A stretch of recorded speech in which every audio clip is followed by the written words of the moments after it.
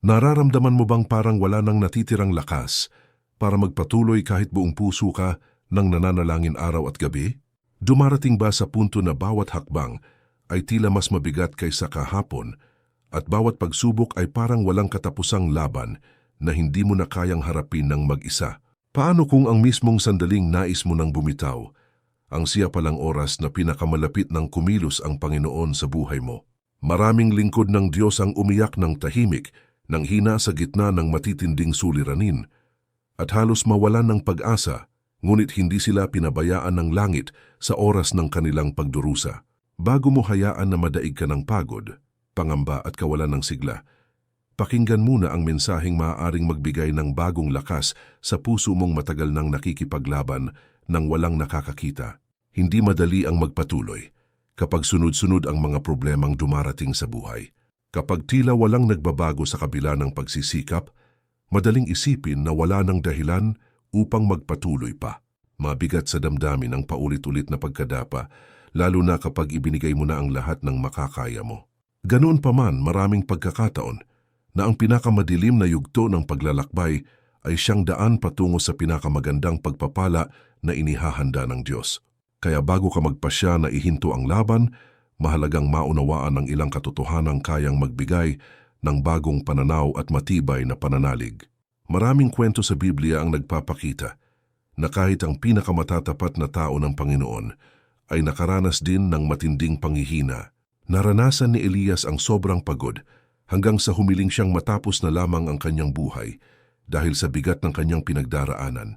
Dumaan din si Job sa napakalalaking pagkawala na halos hindi kayang tanggapin ng karaniwang tao. Hindi nangangahulugan na kulang ang pananampalataya kapag nakakaramdam ng panghihina dahil bahagi iyon ng pagiging tao. Mas mahalaga kung paano tayo bumabangon sa tulong ng biyaya at habag ng Diyos matapos ang bawat pagsubok na dumaraan sa ating landas.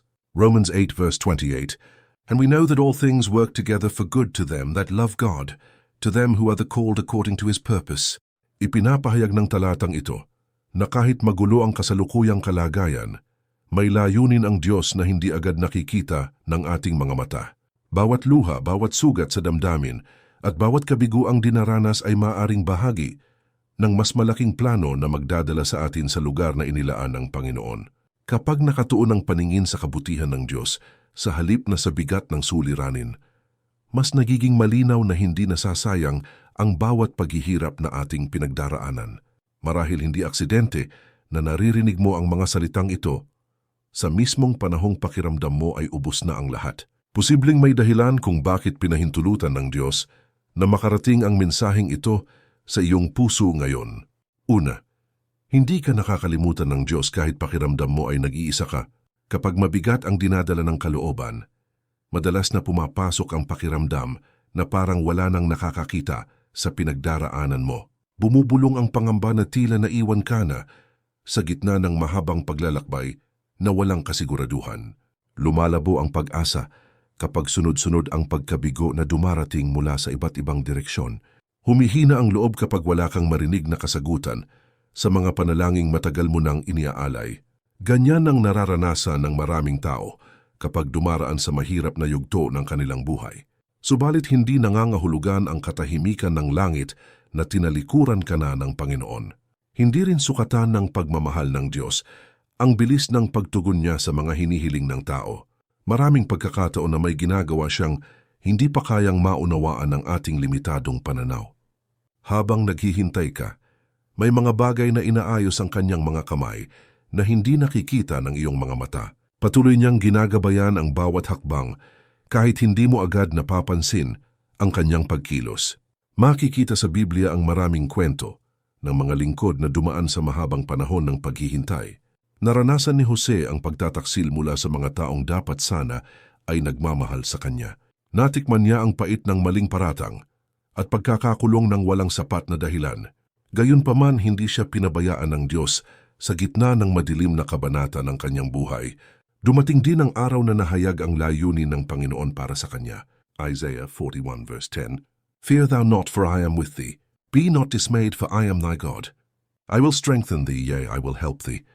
Ipinapakita ng talatang ito na nananatiling kasama ng Diyos ang kanyang mga anak sa gitna ng anumang suliranin. Kapag nakakaramdam ka ng pag-iisa, mahalagang maunawaan na may banal na presensyang hindi umaalis sa tabi mo. Bawat luha na palihim mong pinupunasan ay nakikita ng may kapal. Bawat buntong hininga na hindi kayang marinig ng ibang tao ay nauunawa ng langit. Walang pagdurusang nalilihim sa harapan ng Diyos. Walang pasaning sobrang bigat upang hindi niya kayang buhatin kasama mo. Dahil dito, walang dahilan upang tuluyang bumitaw habang hawak pa rin ng Panginoon ang iyong buhay. Ikalawa, ang Diyos ay kumikilos kahit wala kang nakikitang pagbabago. Madalas na nawawalan ng sigla ang isang tao kapag matagal nang hinihintay ang sagot sa kanyang mga panalangin. Nakakabawas ng lakas ng loob ang mga panahong tila walang nangyayari sa kabila ng matinding pagsisikap at taimtim na paghingi ng tulong sa Panginoon. Lumilipas ang mga araw na parang pareho lamang ang sitwasyon at walang senyales ng magandang balita. Umaabot sa pagkakataong napapatanong ang puso kung naririnig pa ba ng langit ang bawat pagsusumamo. Ganitong mga sandali ang madalas na nagiging dahilan kung bakit gustong bumitaw ng marami. Ngunit hindi nangangailangan ng ingay ang pagkilos ng Diyos upang maging tunay at makapangyarihan. Sa likod ng mga tagpong tila walang nangyayari, ay maaring may mga pintuang unti-unting binubuksan para sa iyong kinabukasan. Habang naghihintay ka ng himala, may mga detalye ng inaayos na hindi pa naaabot ng iyong pangunawa. Hindi nakatali ang Panginoon sa oras na nais ng tao. Nananatili siyang gumagawa ayon sa kanyang banal na karunungan. Naging bahagi rin ng karanasan ni Abraham ang mahabang paghihintay bago niya nakita ang katuparan ng pangako ng Diyos. Maraming taon ang lumipas bago dumating ang biyayang ipinangako sa kanya. Nasubok ang kanyang pagtitiwala sa gitna ng mabagal na pag-usad ng mga pangyayari. Naranasan niya ang mga panahong maaaring nagtanong din ang kanyang kalooban. Nagbunga rin ang kanyang pagtitiis nang sumapit ang tamang panahon na itinakda ng Panginoon. Psalm 27 verse 14. Wait on the Lord, be of good courage, and He shall strengthen thine heart. Wait, I say, on the Lord. Nagbibigay ang talatang ito ng paalala na hindi kahinaan ang maghintay sa Diyos. May mga pagkakataong mas maraming nabubuo sa ating pagkatao habang naghihintay kaysa sa mismong sandali ng pagtanggap ng ating hinihiling. Nahuhubog ang pagtitiwala kapag nananatiling matatag kahit walang malinaw na kasagutan sa kasalukuyan. Lumalalim ang relasyon sa Panginoon sa bawat yugto ng pananabik at pananampalataya. Mas nagiging makahulugan ang tagumpay kapag dumaan muna sa mahabang panahon ng pagtitiis. Kaya sa mga sandaling tila walang nagbabago, huwag agad husgahan ang sitwasyon batay lamang sa nakikita ng mga mata. Maaring mas malapit na ang sagot kaysa sa inaakala mo. Posibleng may magandang bunga ng unting sumisibol sa likod ng mga pangyayaring hindi mo pa nauunawaan. Patuloy na humawak sa pangako ng Diyos kahit mabagal ang takbo ng mga pangyayari. Walang tapat na panalangin ang nawawala sa kanyang harapan. Ikatlo, ang pinakamabigat na labanan ay madalas na nauuna bago dumating ang tagumpay. Hindi kakaunti ang mga pagkakataong mas tumitindi ang pagsubok bago dumating ang pinakahihintay na pagbabago. Lumalakas ang unos na parang naisirain ang bawat natitirang bahagi ng iyong katatagan. Sumasakit ang dibdib sa dami ng suliraning sabay-sabay na dumarating na tila walang pagitan. Nabibigatan ang kalooban kapag bawat umaga ay may bagong hamong kailangang harapin. Nagmumukhang napakalayo ng magandang bukas kapag puro paghihirap lamang ang nakikita sa paligid. Maraming tao ang humihinto sa mismong bahagi ng kanilang paglalakbay na pinakamalapit na pala sa katuparan ng kanilang hinihiling. Nauubos ang kanilang tiyaga ilang hakbang na lamang bago nila marating ang biyayang nakalaan para sa kanila. Napapangunahan sila ng panghihina dahil sa pag-aakalang wala ng magandang mangyayari. Hindi nila namamalayan na malapit nang bumukas ang daan na matagal nilang hinihintay. Nawawala ang pagkakataong masaksihan ang bunga dahil pinili nilang bumitaw ng mas maaga. Matingkad na halimbawa nito ang nangyari sa mga Israelita matapos silang makaalis mula sa Ehipto. Nasa harapan nila ang malawak na karagatan habang mabilis na papalapit ang hukbo ni Faraon. Wala silang malinaw na matatakbuhan at tila sarado na ang bawat direksyong maaring puntahan. Nababalot ng matinding pangamba ang kanilang mga puso dahil sa nakakatakot na kalagayan. Sa gitna ng sitwasyong iyon, ipinakita ng Diyos ang kanyang kapangyarihan sa paraang hindi nila inaasahan. Exodus 14 verse 14, "The Lord shall fight for you and ye shall hold your peace." Nagdadala ang talatang ito ng matinding pag-asa para sa mga taong halos mawalan na ng lakas upang magpatuloy. Ipinahahayag nito na may mga pagkakataong ang Panginoon mismo ang kumikilos para sa kapakanan ng kanyang mga anak. Hindi kinakailangang makita agad ang solusyon upang maniwalang may ginagawa ang Diyos. Hindi rin nangangahulugang talunan ka na kapag mahirap ang sitwasyong kinakaharap mo ngayon. Kadalasang mas nagiging mabangis ang pagsubok kapag malapit nang dumating ang pambihirang tagumpay. Maraming himala sa Biblia ang nangyari. Matapos marating ng tao ang puntong halos wala na silang natitirang pag-asa, maraming tagumpay ang dumating pagkatapos ng mahabang panahon ng pagtitiis at pananampalataya. Bawat sugat na natanggap mula sa pakikipagsapalaran ay maaring bahagi ng paghahandang kailangan para sa mas mataas na layunin. Habang patuloy kang lumalakad kasama ang Diyos, may mga bagay na unti-unting inaayos para sa iyong kinabukasan. Posibleng mas malapit ka na ngayon sa iyong tagumpay kaysa sa anumang panahon ng iyong buhay. Ika-4, hindi nasasayang ang bawat luha na iniaalay mo sa Diyos. May mga gabing tahimik ang paligid, ngunit napakalakas ng sigaw ng puso, na tanging ang Panginoon lamang ang nakakarinig. Umaagos ang kalungkutan mula sa kaibuturan ng damdamin, habang pilit mong kinakaharap ang mga araw na puno ng pangangamba. Nagtatago ang hinagpis sa likod ng mga ngiti na ipinapakita sa ibang tao. Nakakaramdam ng matinding pagkapagod ang kaluluwa kapag matagal ng pasan ang mga suliraning tila walang katapusan. Nagiging mabigat ang bawat hakbang kapag puno ng dalamhati ang dibdib.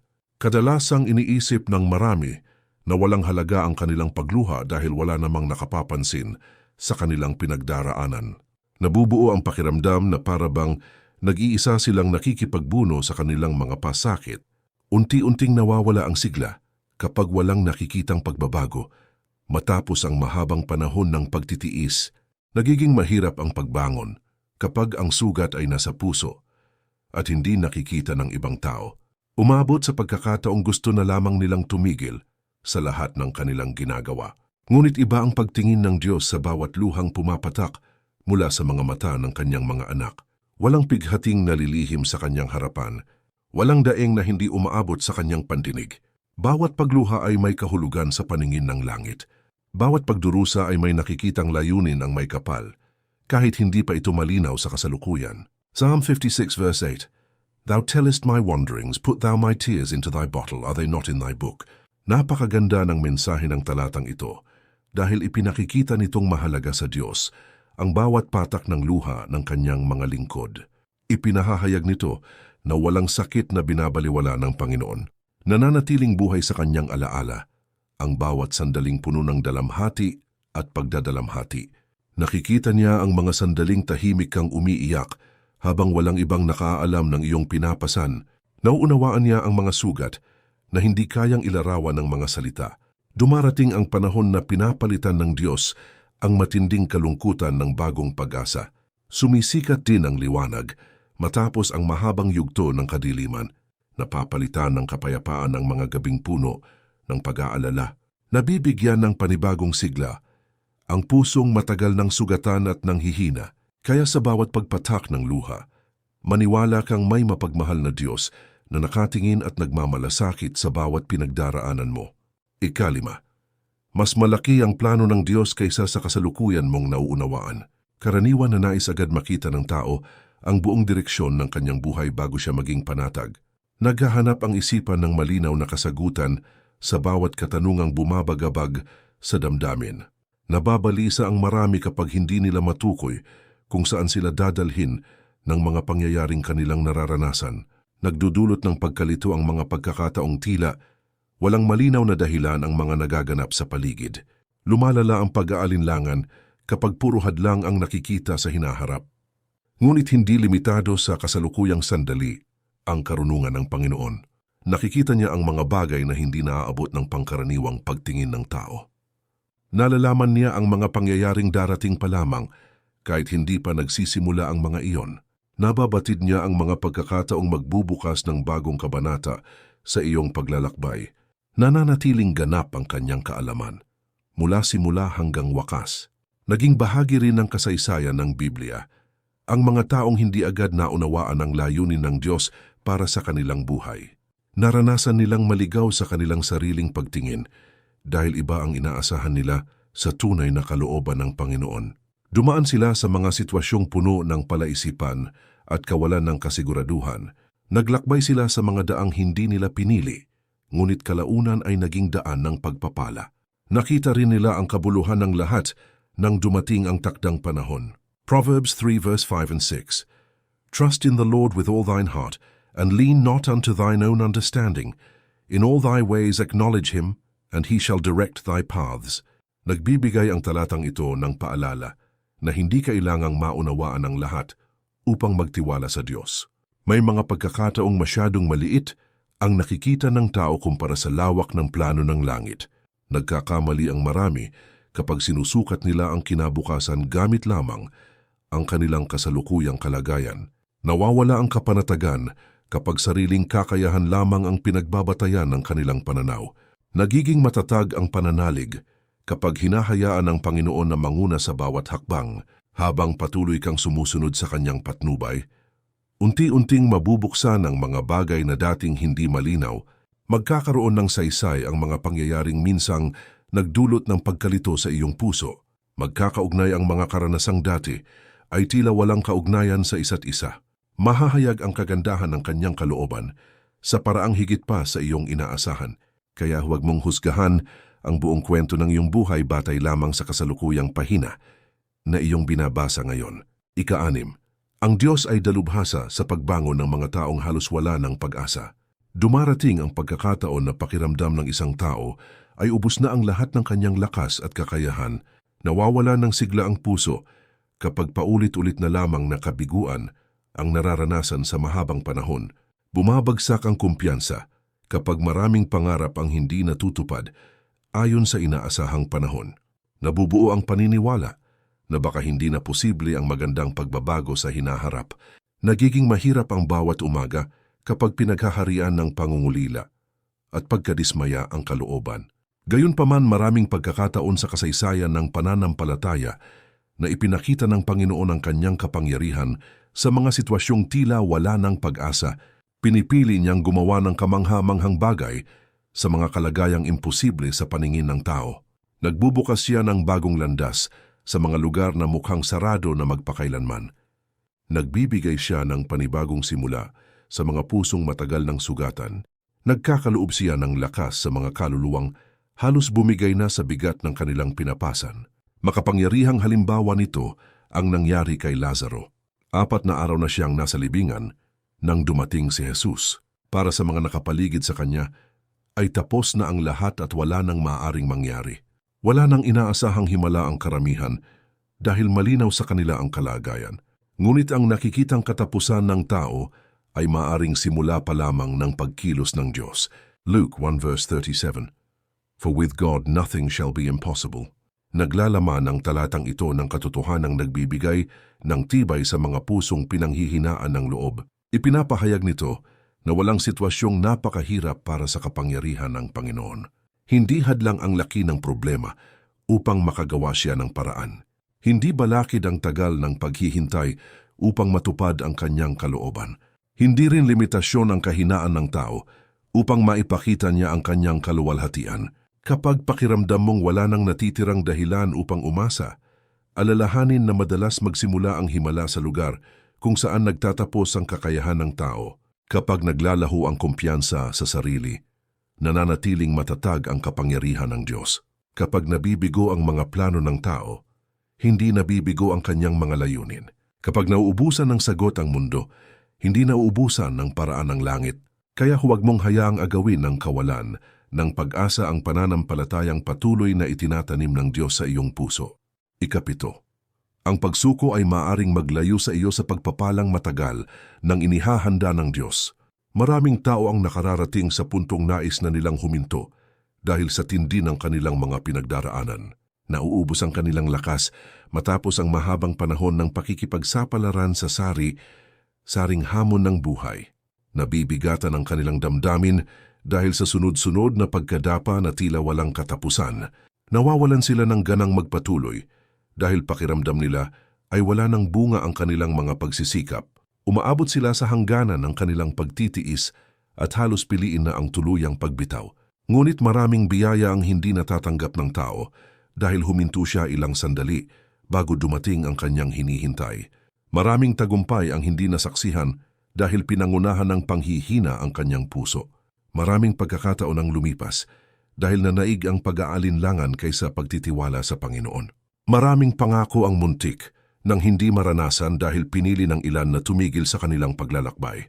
Maraming magandang kwento ang hindi naisulat dahil may mga taong nawalan ng lakas na ipagpatuloy ang laban. Naging malinaw ang aral na ito sa buhay ni Caleb na nanatiling matatag sa kanyang pananalig sa loob ng napakahabang panahon.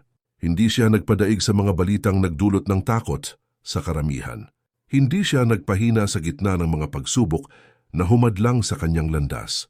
Nanatili siyang matibay habang marami sa kanyang kasabayan ang nawalan ng pananalig. Kalaunan ay natanggap niya ang ipinangakong gantimpala dahil sa kanyang katapatan at pagtitiyaga.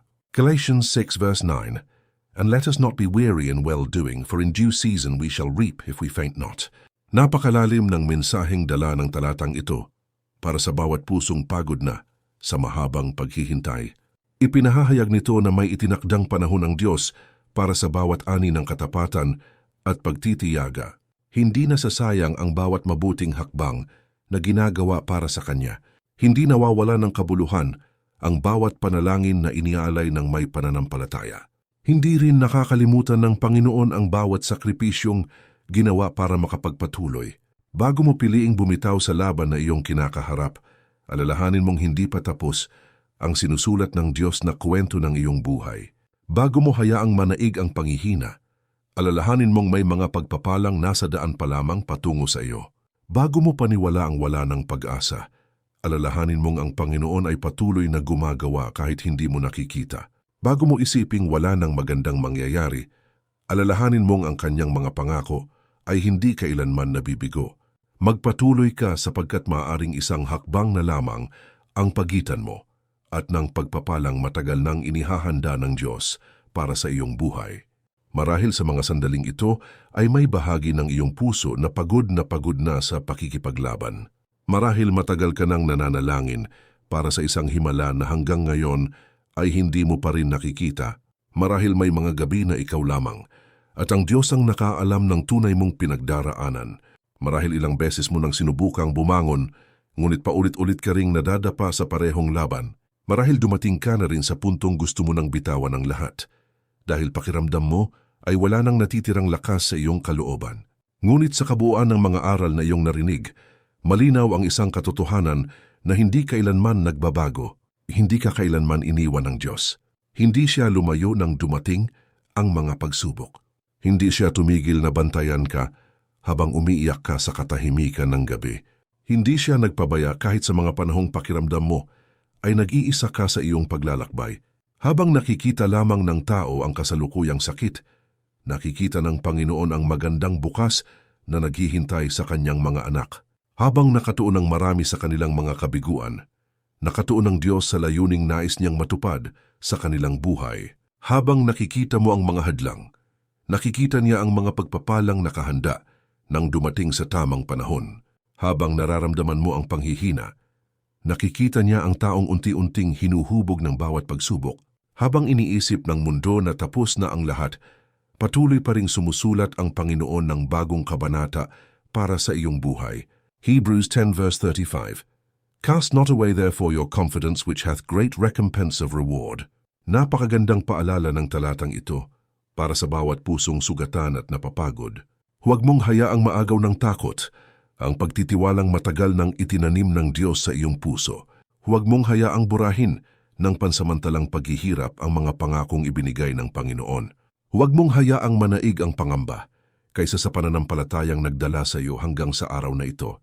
Patuloy kang maniwala dahil ang Diyos na nagsimula ng mabuting gawain sa iyong buhay ay tapat na tatapusin din iyon.